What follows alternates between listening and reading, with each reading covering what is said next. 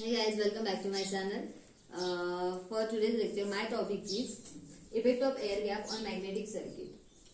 I'm gonna explain what will happen if your circuit containing the air gap in it. Then what is the effect of that air gap on your circuit? Okay. So first I'm going to consider two cases. Okay. The first case is magnetic circuit without air gap. That is transformer, right? In transformer, as you know, that there is no air gap, right? But in case of magnetic circuit, this is the second case, right? Magnetic circuit with air gap. In this, I'm considering the rotating circuit, that is electric machine. As you know, the electric machine requires the air gap for the rotation of the rotor, right? So I'm gonna explain these two terms, and then I'm gonna compare these two cases. That what is the effect of the air gap? Okay, let's consider the first case. This is the first case over here. This is the magnetic circuit, which is consist of the ferromagnetic material. Okay, and I have given the excitation over here. Then, if you want to calculate the MMF of the closed circuit, then we can write the MMF as H into dl. If your core is a uniform core, okay, uniform core, in that case, we can write this equation simply as H into L. MMF, we write the MMF as L into I, right? If we rearrange this equation, then we will get the equation as H into Ni upon L, okay?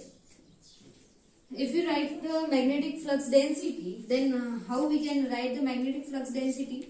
We write it as a flux per unit area, okay? Then we can write the B in form of H, okay? How? We can write B upon mu, B into mu equals to phi upon A, okay? Okay, so put the value of H over here, Ni mu upon L equals to phi upon A. Calculate the value of phi from here, we will get Ni, okay, into A up mu into L.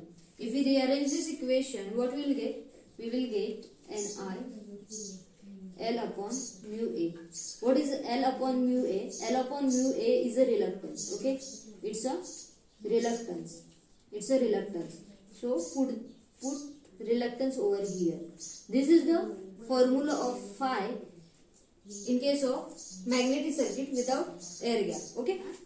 Let's consider the second case, okay? If you want to draw the circuit diagram of this, then it will look like this, okay? This is the R and this is the Ni, okay? Let's consider the second case, that is magnetic circuit with air gap. I'm going to consider the same circuit, but what is the difference in these two circuits? That I am going to introduce the air gap over here, and the remaining circuit will be same, okay? This is the circuit. The flux which is linking to the core will be same in air gap too, okay?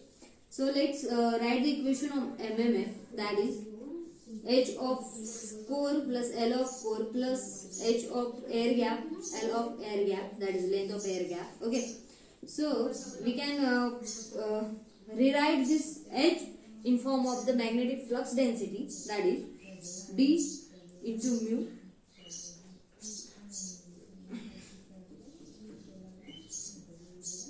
B by mu LC plus B G upon mu L G, right?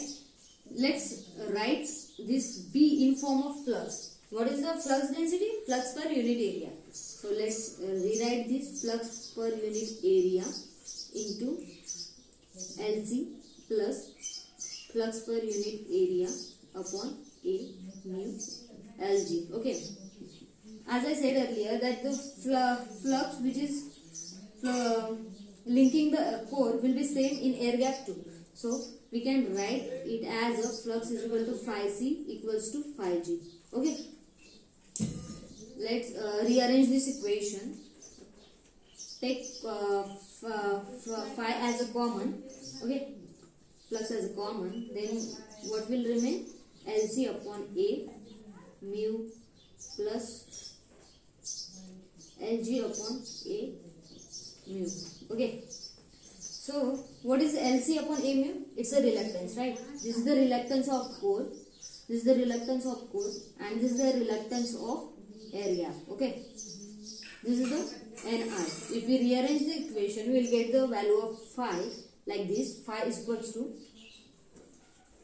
Ni upon Rc plus Rg. From this is equation number 2, right? If you want to draw the circuit of this equation, then it will look like this. Okay, this is the Rc and this is the Rg. Okay, this is Ni.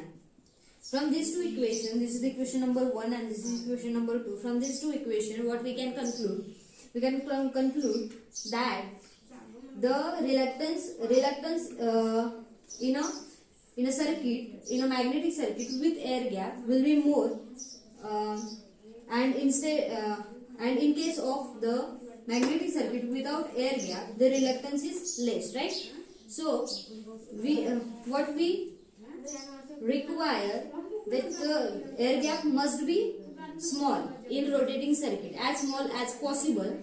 We should take the air gap as small as possible in rotating circuit. Okay, so this is the conclusion.